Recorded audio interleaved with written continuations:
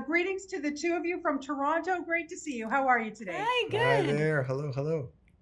Hello, hello. This series was so intense. I'm telling you, I'm still shaking from it. It is so, Oh, so good.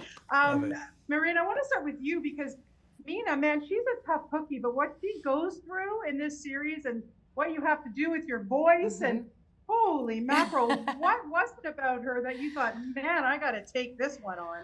I've never seen a part like this in my life. I mean, when I was talking to Peter about the journey of it, and I know there's some, I'll try to just let you handle how much of the spoilers we don't reveal or whatever. But I never saw a character like this who had this kind of physical challenge that was also a metaphor for a woman losing her voice and then regaining her voice.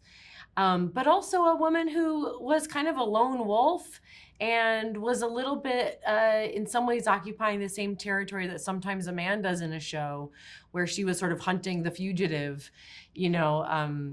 And her life in the show wasn't built around a love story. The love story in the show for her is a little bit of a side story. It's not her A story, and that to me was super exciting. I felt like it was an unusual journey I got to be on, and I'd never seen anything like it. Oh God, it was good. I loved Thanks. following her journey and how determined she was, but a little obsessed. Yes, A little totally obsessed. obsessed. Ray became her reason to live. Yeah, Absolutely. 100%. Amir, congratulations to you. Listen, I was a Blacklist obsessed person. Hey. Loved that series. So to see you as this DEA agent now, a little bit different of an agent, how much fun was it for you to dive in this respect? Because, and I also want to know from you, do you think Mark is a good DEA agent or not? Great question. I'll start with Blacklist, which was a job I had for close to 10 years. Yeah. It was a dream come true. I'd always wanted to be on a great series, and I always wanted to be on a comedy. And I really got to do both on that show. And I logged so many hours that I felt like it was great training for other jobs. And it was exciting to be on a limited series where it has a clear. I knew right away. We got a lot of episodes, and Peter told us a lot of what was coming and what we needed to know. So to have a clear sort of beginning, middle, and end from the beginning, as opposed to on Blacklist, we would receive episode to episode, kind of sometimes get a few episodes ahead, but couldn't predict what would be Right. in 7 years or so forth. So we really got to grow with the role. Here, we had a target, and tried to do our best at hitting it, and it was really fun. It was bizarre putting on a suit again and putting on a gun and a badge. But this time getting to be the boss and standing firmly on 2 feet and hoping that audiences will go with me on such a different character, even though he's in a similar field. Yeah. And then you asked one other question about Mark. Is he a good agent? Do you think he's a Oh, good DEA? well, it Yeah. depends.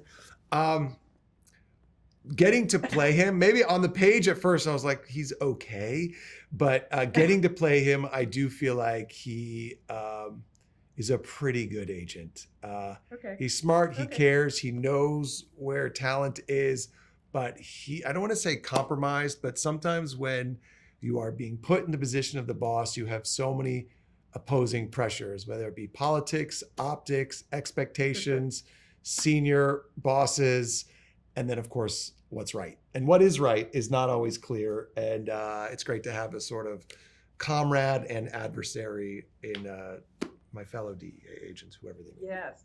Yes. Okay. So we have a minute left, Marin. I want you to talk about working with Brian. He is so good in this I that know. the fact is, these are two guys, him and Wagner, they play these, two guys who they deserve everything they get, but yet we feel so sorry for them. hmm Like honestly, this how they pulled off that sympathetic thing.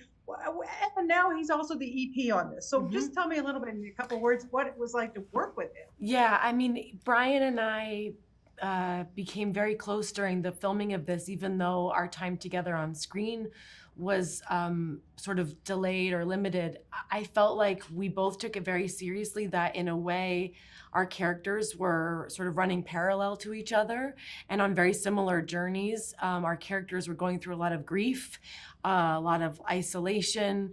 We were both in this very desperate place, and that was by design. And we both were checking in with each other a lot during the process, even though we weren't on screen together. We were checking in as people, and we got very, very close. He's one of the warmest, most open-hearted, smart guys I've ever worked with in my life. Second only to Amir, of course.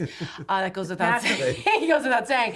But I actually think that as a person, Brian was sort of, it's in his bones being an EP, because he really does want to take care of people. He's not doing it just in name only. He's really wanting to hold the whole production. He checked in with all of us all along the way, and I really felt like he was able to do that. And then on the day, be completely present. And I felt like he's able to bring something new every single take. Yeah. He wants to keep it fresh and find everything there is to find. And that's all you can ask for. Yeah. That's your dream. A real presence. Well, it's quite a roller coaster. I watched all 8, and I was saying to Brian, like episode 6 was so grueling. Like I don't think I could ever watch it again. Yeah. But oh man, you guys are so good in this. Thank you so much for your time. Appreciate it so much. Appreciate it, and have a great day.